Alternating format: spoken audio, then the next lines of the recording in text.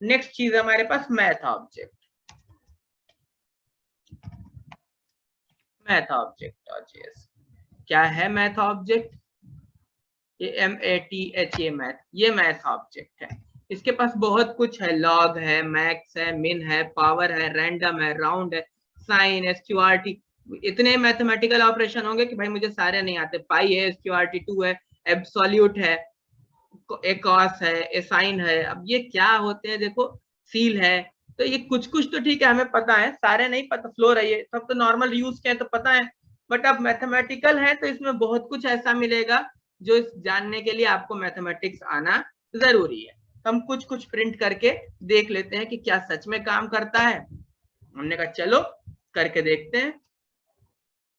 हमने कहा console dot log math dot pi print कर दिया।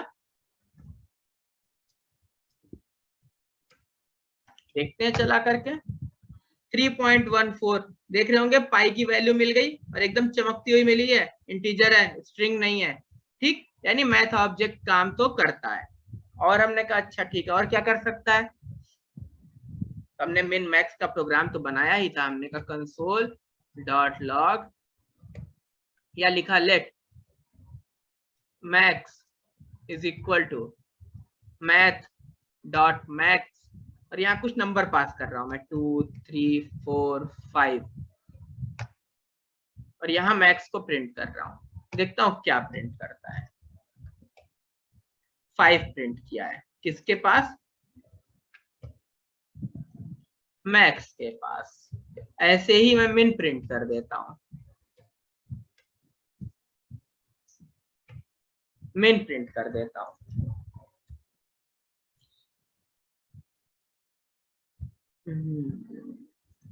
ठीक है, निकाल लेता हूं। कुछ वैल्यू कैलकुलेट नहीं करी ना मैंने उसकी, यही वैल्यूज वापस पास कर रहा हूं मैं उसमें। देखते हैं, मैक्स 5 है और मिन 2 है। मैं एग्री करता हूं कि भैया ये जो 4 नंबर मैंने दिए थे इनमें मिन 2 था और मैक्स 5 था। बेहतरीन, मुझे यकीन है कि ये फंक्शन काम कर रहा है। और देखता हूं कि और क्या क्या है इस फंक्शन में पढ़ने के लिए। मिन मैक्स देख लिया, रैंडम देखता हूं क्या है। मैथ डॉट रैंडम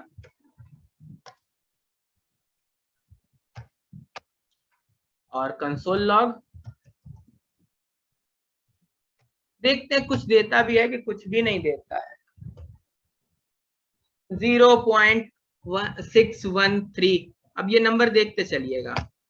0.98, 0.06, 0.43, 0.35, 0.51, 0.23, 0.53, 0.43, 0.37, तो ये बड़ा सा एक रैंडम नंबर हर बार दे रहा है।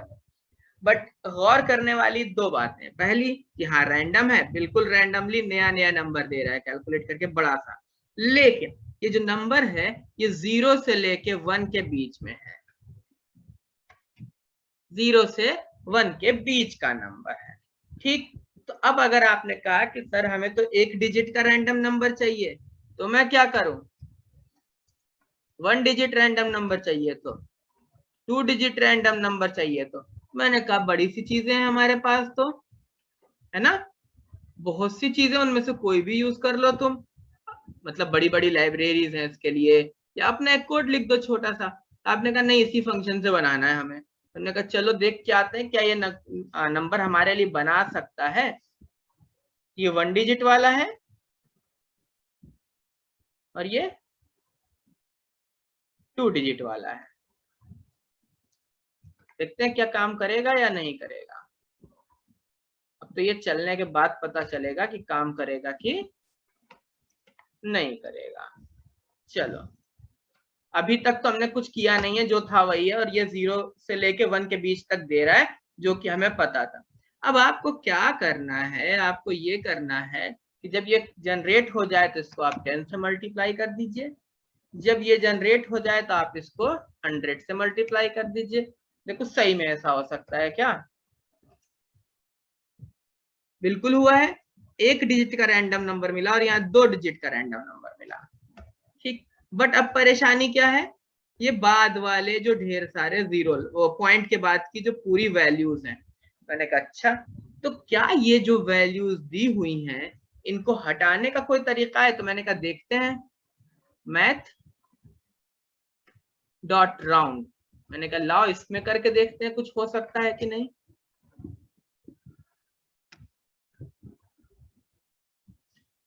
मैंने कहा लाओ भैया चला करके देखते हैं। तो मैंने कहा मैथ डॉट राउंड और 1 डिजिट तक राउंड किया था। अब दूसरे वाले के साथ करके देखता हूँ यही चीज, मैं 100 से मल्टीप्लाई कर रहा हूँ, देखता हूँ क्या कैसे यूज करना है इस फंक्शन को। तो मैं समझ गया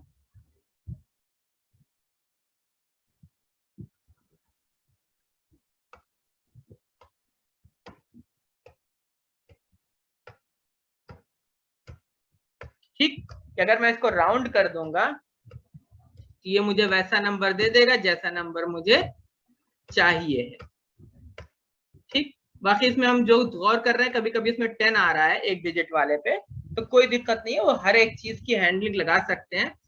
अब क्यों 10 आ रहा है, मतलब ये सवाल लेकिन दिल में जरूर आना चाहिए। मैंने इसीलिए उसको चला चला करके देखा कि कहीं कुछ गलती तो नहीं हो रही मुझसे, पर मैंने देखा कि ज्यादा देर तक चला रहा हूं तो कभी ना कभी एक बार 10 आ ही जा रहा है। 0 आ रहा है वो तो ठीक है, 10 नहीं आना चाहिए था, 10 नहीं आना चाहिए था।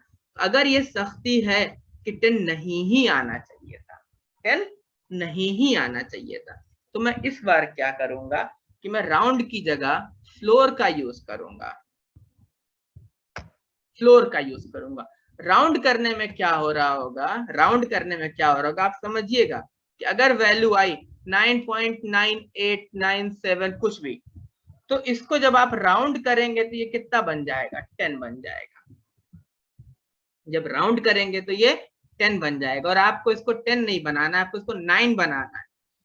अगर आपको 10 बनाना होता तो ठीक था, 9 ही बनाना है तो इस बार फ्लोर कर देंगे। फ्लोर क्या करेगा, या तो उससे छोटा, return the greatest integer less than और equal to its numeric argument. अब जैसे ही मैं राउंड फ्लोर करूंगा मेरा काम हो जाएगा। 2 डिजिट में भी ये डाउट है, 2 डिजिट में भी ऐसा हो सकता है, बिल्कुल हो सकता है, तो मैं यहां पर भी फ्लोर का इस्तेमाल करूंगा। अब देखते हैं कि अब 10 आएगा कहीं, मुझे तो नहीं उम्मीद है कि अब किसी भी कीमत पे 10 आएगा। और अगर कोई ऐसा केस है, अगर कोई ऐसा केस है आपको लगता है कि नहीं आ सकता है या कुछ भी, तो आप उसको हैंडल करिए। जब भी आप बहुत बड़ा कोड लिख रहे हैं तो आप उसको हैंडल करिए और उससे बचाव करिए अपना, ठीक। ये फंक्शंस बने हुए हैं, लाइब्रेरीज आपकी हेल्प करने के लिए हैं, पर जरूरी नहीं कि आपको 100% सेटिस्फाई करे। उस टाइम पे आप अपना दिमाग चलाइए। खैर अब ये 10 नहीं देगा, ठीक, देख चुके हम चला करके, और हम जान भी रहे हैं कि फ्लोर हमेशा नीचे की तरफ ले जाएगा, तो 9.99 को भी 9 बना देगा, 10 नहीं बनाएगा। तो ये हमने फ्लोर का भी फायदा देखा, और ये भी देखा कि इसके ऊपर इस तरीके से फंक्शन पे फंक्शन लगा करके वैल्यू निकाल सकते हैं। और देखते हैं क्या चीज है हमारे पास। To exponential return a string represented the number in exponential notation, कोई दिक्कत नहीं है, करके देख लेते हैं। अब क्या हुआ,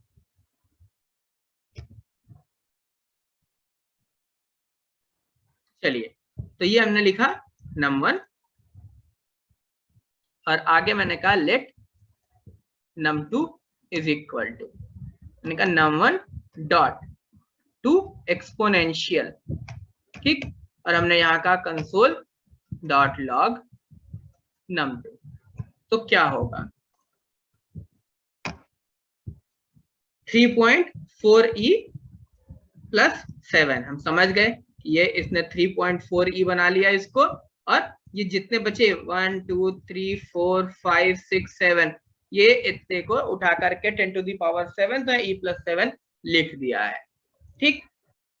okay, let num3 is equal to number dot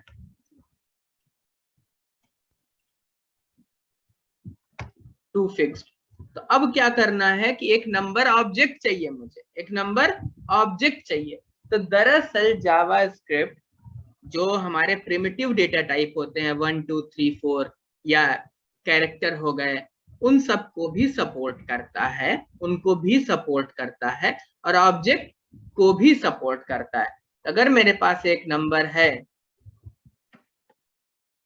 और हमने कहा कि इस नंबर को 2 डिजिट तक फिक्स्ड कर दो, ठीक, तो क्या करेगा ये? अब काम करेगा इस पे, अब काम करेगा। ऑब्जेक्ट का पार्ट था तो मैंने एक नंबर ऑब्जेक्ट बनाया, नंबर के आगे ये करली ब्रैकेट लगा, सॉरी ये ब्रैकेट लगा दिए फंक्शन वाले, ये नंबर ऑब्जेक्ट बन गया और इसमें हमने उठा करके उस लिटरल को पास कर दिया।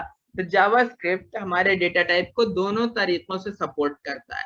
हर तरीके के पास सारी चीजें नहीं है, तो नंबर को एज अ ऑब्जेक्ट भी ट्रीट करता है।